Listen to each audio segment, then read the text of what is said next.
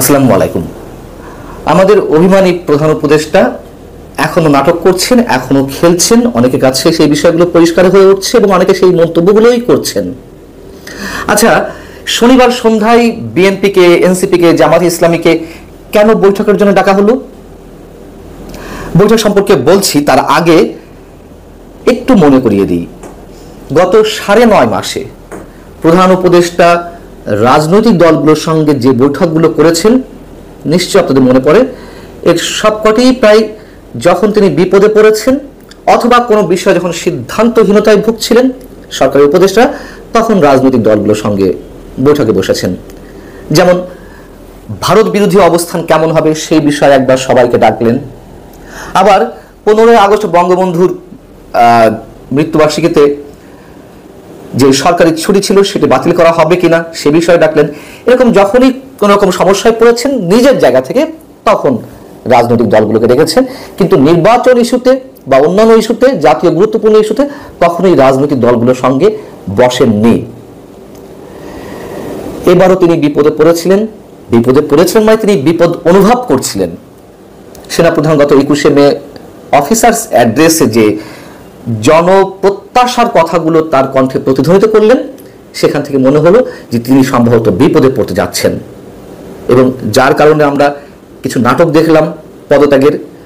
তার পরবর্তীতে কেউ কেউ তাকে পরামর্শ দিল, বিশেষ করে এনসিপি, জাতীয় নাগরিক পার্টি, যে সবাইকে নিয়ে রাজনৈতিক আলোচনা করতে হবে, সবাই যে তার সঙ্গে আছে সেটি প্রমাণ করতে হবে। সেই জায়গা থেকে প্রাথমিকভাবে শনিবার বিএনপি, জামাত ইসলামী এবং এনসিপিকে ডাকা হলো। রোববার আবার সর্বদলীয় বৈঠক ডাকা হয়েছে। এখন এই বৈঠকে গিয়ে বিএনপি কি করলো? বিএনপির অবস্থাতেও মানুষ অনেক হতাশ, অনেক। তারা সেই গতানুগতিক দাবি তুললো, না তুলে উপায় নেই, কিন্তু কতখানি কথা আদায় করতে পারলো? বিএনপির দাবিগুলোর মধ্যে কি আছে বা কি ছিল যেটি গণমাধ্যমকে জানিয়েছে? তারা ডিসেম্বরের মধ্যে নির্বাচন দাবি করেছে, তারা একটি রোডম্যাপ দাবি করেছে, তারা নতুন যে দাবিটি মানে সাম্প্রতিক সময়ে সংযোজন হয়েছে, সরকারের দুই ছাত্র উপদেষ্টা আসিফ মাহমুদ সজীব ভুঁইয়া এবং মাহফুজ আলম, সাথে জাতীয় নিরাপত্তা উপদেষ্টা ডক্টর খলিলুর রহমান, তাদের অপসারণ দাবি করে উপদেষ্টা পরিষদ পুনর্গঠনের দাবি জানিয়েছে। আর এর বাইরে আওয়ামী লীগের বিচার বা আওয়ামী লীগের যারা অপরাধী তাদের বিচার চলবে। পরবর্তী যে সরকার, নির্বাচিত সরকার আসবে, সেই সরকারের সময় বিচার অব্যাহত থাকবে, তার জন্য নির্বাচন থেকে থাকবে না। আর সংস্কার যেগুলো হওয়ার কথা বা ঐকমত্য ভিত্তিতে যেগুলো সিদ্ধান্ত নেওয়া হবে সেগুলোও চলবে, নির্বাচিত সরকার এসেও বাকিগুলো করবে, এই কথাগুলো। এখন সাংবাদিকদের প্রশ্ন ছিল যে এর পরিপ্রেক্ষিতে প্রধান উপদেষ্টা কি বললেন। বিএনপির উত্তর হচ্ছে, যেমন যুগ্ম মহাসচিব সালাউদ্দিন আহমেদ বলছেন, আশ্বাসের বিষয় ওনারা দেখবে, তোমরা তো দেখেই আসছে, আপনারা কি আদায় করলেন? আসলে কতটুকু বিএনপি আদায় করতে পারছে বা পারছে না, বিএনপি কতটা ক্ষতির সম্মুখীন হচ্ছে কি হচ্ছে না, এটা তো একান্তই তাদের নিজস্ব বিষয়, তাই না? মানুষের যদি প্রত্যাশা বা মানুষের যদি চাওয়া, কত দ্রুত একটা নির্বাচন অনুষ্ঠান করা যায়, যদিও বিএনপি সেই দাবিগুলো করছে, কিন্তু বিএনপির যে মাঝে মধ্যে কথাবার্তা বা যে কর্মকাণ্ড, সেখানে মানুষ হতাশ, তারা নরম গরম খেলা খেলেই যাচ্ছে। কি লাভ হলো এই বৈঠকে? এবং আমি বলছিলাম, প্রধান উপদেষ্টা যখন বিপদে পড়েন তখনই হৈ হৈ করে সবাইকে নিয়ে বসেন। এই অভিযোগগুলো তো নিশ্চয় আমি জানাচ্ছি না, এই অভিযোগগুলো রাজনৈতিক দলগুলোর যারা শীর্ষ নেতা তারাই একাধিকবার বলেছেন। আমার সঙ্গে বিভিন্ন টক শোতে যারা কথা বলেছেন তারাও এই কথাগুলো বলেছেন। তাহলে এখনো পর্যন্ত প্রধান উপদেষ্টার প্রতি এক ধরনের বিশ্বাস রাখা হচ্ছে, আস্থা রাখা হচ্ছে, না অন্য কোনো ধরনের বিপদের আলামত তারা দেখছে? কি বিপদ হতে পারে তার উপর আস্থা না রাখলে? এবং নাটক যে চলছে সরকারের, তার আরো একটি জলজান্ত উদাহরণ, একটা সবচেয়ে বড় প্রমাণ, সেটি হচ্ছে শনিবার একনেক বৈঠকের পরে উপদেষ্টা পরিষদের সদস্যদের যেই রুদ্ধদ্বার বৈঠকটি হলো, সেই বৈঠকের পরে উপদেষ্টা পরিষদের পক্ষ থেকে প্রথমবারের মতন একটি বিবৃতি এলো জাতির সম্মুখে। সেই বিবৃতিতে কি বলা হয়েছে এর আগে আমি উল্লেখ করেছি অন্য প্রসঙ্গে, কিন্তু সেভাবে ব্যাখ্যা করিনি। একটু খেয়াল করুন, বিবৃতিটা অনেক বড় এবং সেখানে একটা পর্যায়ে লেখা রয়েছে অন্তর্বর্তীকালীন সরকারের উপরে অর্পিত 3টি প্রধান দায়িত্ব, নির্বাচন, সংস্কার এবং বিচার। এগুলো নিয়ে বিস্তারিত আলোচনা হয়েছে উপদেষ্টা পরিষদের বৈঠকে। এসব দায়িত্ব পালনে বিভিন্ন সময় নানান ধরনের অযৌক্তিক দাবি দেওয়া, উদ্দেশ্য প্রণোদিত ও এখতিয়ার বহির্ভূত বক্তব্য এবং কর্মসূচি দিয়ে যেভাবে স্বাভাবিক কাজের পরিবেশ বাধাগ্রস্ত করে তোলা হচ্ছে এবং জনমনের সংশয় ও সন্দেহ সৃষ্টি করা হচ্ছে তা নিয়ে বিস্তারিত আলোচনা হয়েছে। তাহলে এই যে কথাগুলো বলল, এর মধ্যে অবশ্যই কিছু বিষয় তো দৃশ্যমান, যে অযৌক্তিক দাবি দেওয়া কিংবা উদ্দেশ্য প্রণোদিত কর্মসূচি বিভিন্ন স্টেক হোল্ডাররা তো করছেন সরকারের কিংবা রাজনীতির। দুটি শব্দ, উদ্দেশ্য প্রণোদিত এবং এখতিয়ার বহির্ভূত বক্তব্য, কাকে মিন করলো উপদেষ্টা পরিষদ? সেনাপ্রধান যে বক্তব্য দিয়েছেন সেদিকেই কি ইঙ্গিত করা হলো? এবং এই কথা তো সরকারের যারা ঘনিষ্ঠ, সরকারের যারা আশীর্বাদ পুষ্ট, তারা হুঙ্কার ছেড়ে এখনো বলছেন, যদিও শনিবার থেকে একটু কণ্ঠটা নেমে গেছে সারা দেশে নিরাপত্তা ব্যবস্থা জোরদার করার কারণে সেনাবাহিনীর মাধ্যমে। তারপরও সরকারের পক্ষ থেকে এই কথাটি এসেছে, সেনাপ্রধান কোনো ধরনের এখতিয়ার বহির্ভূত বা উদ্দেশ্য প্রণোদিত বক্তব্য দেননি, যদি তারা এটিকে মিন করে থাকেন। সেনাপ্রধান যা বলেছেন, রাষ্ট্র পরিচালনার অন্যতম স্টেক হোল্ডার এখন সেনাবাহিনী। দেশে কোনো সাংবিধানিক সরকার আছে কিনা তা নিয়ে তো অনেক প্রশ্ন রয়েছে। এবং 5 আগস্ট যেভাবে সেনাপ্রধান নিজের কাঁধে সব দায়িত্ব তুলে নিয়েছিলেন, সেই জায়গা থেকে তার বাংলাদেশকে গণতান্ত্রিক প্রক্রিয়া উন্নীত করার জন্য তিনি এই কথাগুলো, এই দাবিগুলো করতেই পারেন। তাহলে যে নাটক করে গত 2 দিন মানুষের দৃষ্টি অন্যদিকে ডাইভার্ট করার চেষ্টা করা হোক, অথবা নিজের জনপ্রিয়তা যাচাই করা হোক, যেই পদত্যাগের বিষয়টি আমরা শুনেছি, তার পরবর্তীতে এসে আবার এই ধরনের শব্দ সরকারের বিবৃতিতে উল্লেখ করা অবশ্যই একটা অন্যরকম খেলার অংশ, নাটকের অংশ। আর বৈঠকে যা হলো তা তো আর নতুন করে কিছু বলার নেই, অশ্বডিম্ব ছাড়া আর কিছুই না। আর বিবৃতিতে আরো কয়েকটি শব্দ উচ্চারণ করেছে, যে পরাজিত শক্তি এবং বিদেশি ষড়যন্ত্রের মাধ্যমে ইত্যাদি ইত্যাদি অনেক কিছু হচ্ছে। এগুলো হচ্ছে নিজেদের দোষ ঢাকার জন্য। এতদিনে যে মানে রাষ্ট্র ব্যবস্থার যে বিষয়গুলো রয়েছে, যার উপরে দাঁড়িয়ে রয়েছে একটা রাষ্ট্র, তার সবকিছু, অর্থনীতি, সমাজের যে আইন শৃঙ্খলা ব্যবস্থা, বিদেশি বিনিয়োগ, গণতান্ত্রিক ব্যবস্থা, বিভিন্ন আইন কানুন, কালা কানুনের প্রয়োগ, এই সব কিছুতে যে সরকার তার বিতর্কিত ভূমিকা আমাদের সামনে উপস্থাপন করেছে, সেগুলোকে ঢাকার জন্যই বারবার ওই বিদেশি শক্তি এবং পরাজিত শক্তি ইত্যাদি ইত্যাদি শব্দগুলো ব্যবহার করছে। এগুলো মানুষের বুঝতে বাকি নেই। দেখা যাক খেলাগুলো কোন পর্যন্ত চলে। নিশ্চয়ই কোনো খেলায় কখনো শেষ পর্যন্ত সফল হয়নি, এটুকু তো আমরা জানি। আল্লাহ হাফিজ, ভালো থাকুন সবাই। আসসালামু আলাইকুম। প্রিয় দর্শক, আগেই জানিয়েছি প্রধান উপদেষ্টা তার পদত্যাগ নাটকের মাধ্যমে উল্টো এখন রাজনৈতিক চাপের মুখে রয়েছেন।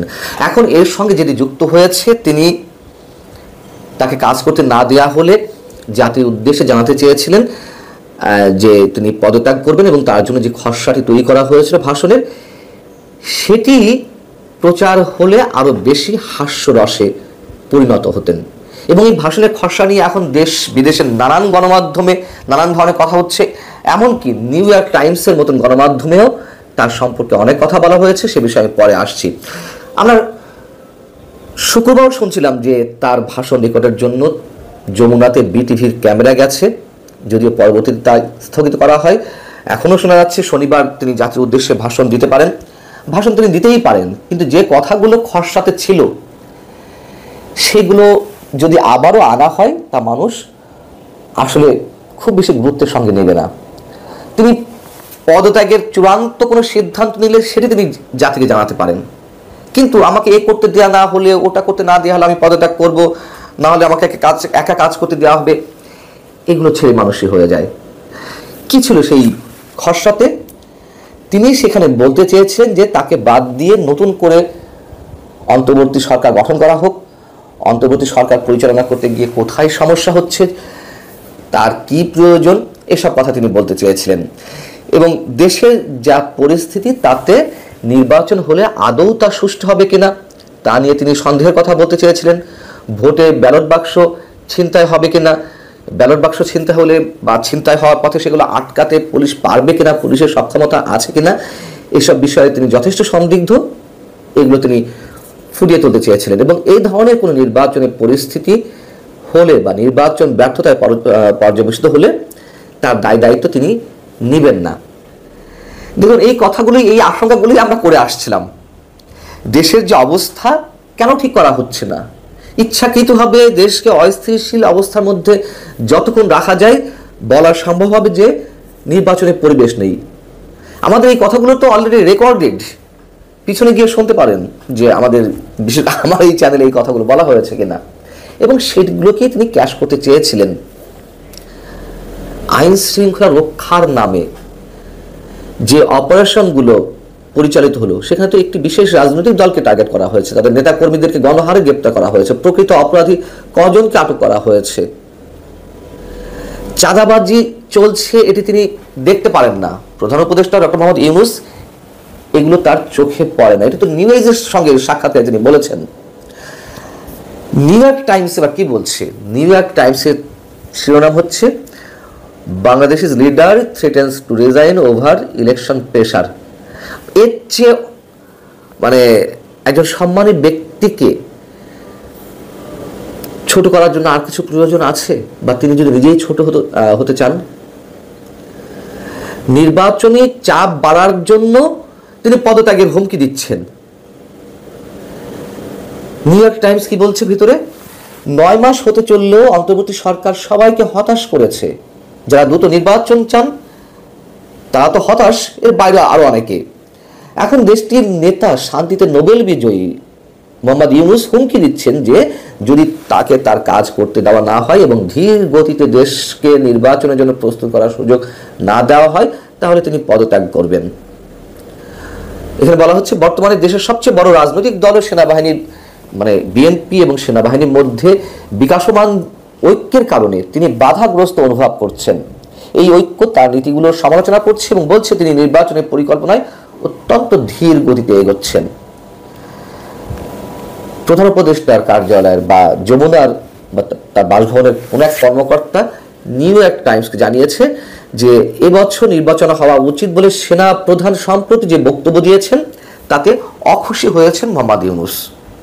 সে সঙ্গে রাজনৈতিক প্রতিপক্ষগুলোর সমালোচনায় তিনি মানসিকভাবে বিপর্যস্ত বোধ করছেন।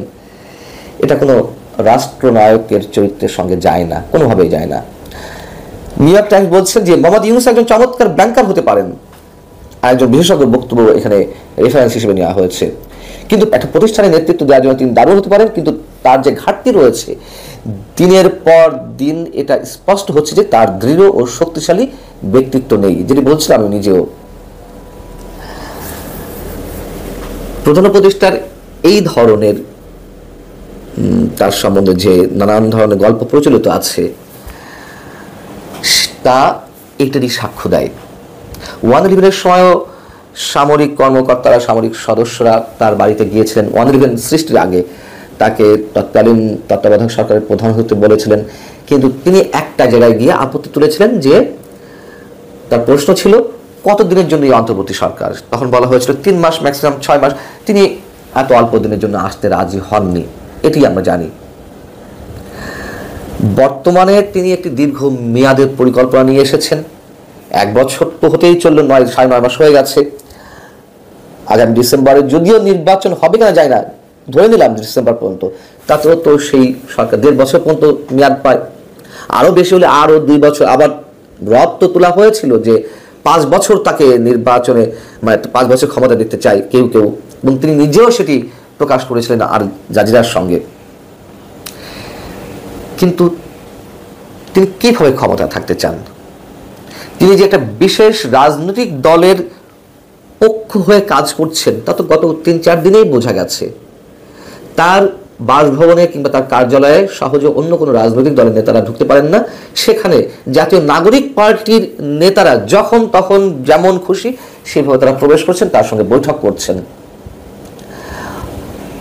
এই অবস্থায় এসে যে নাটকটি আমাদের সামনে উপস্থাপন করা হয়েছিল, আগেই বলেছি এটা একেবারেই ফ্লপ।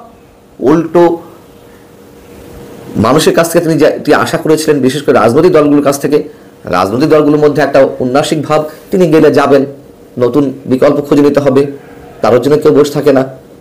এখন তিনি পড়ে গেছেন ক্রস ফায়ারে। আর যদি কোনো ভাষণ আমাদের সামনে দেন জাতির উদ্দেশ্যে, দেখা যাক কি বলেন তিনি, আবার না জানি কোনো হাস্যরসে পরিণত হন। তার জন্য শুভকামনা অবশ্যই আমাদের। ভালো থাকুন সবাই। আল্লাহ হাফিজ।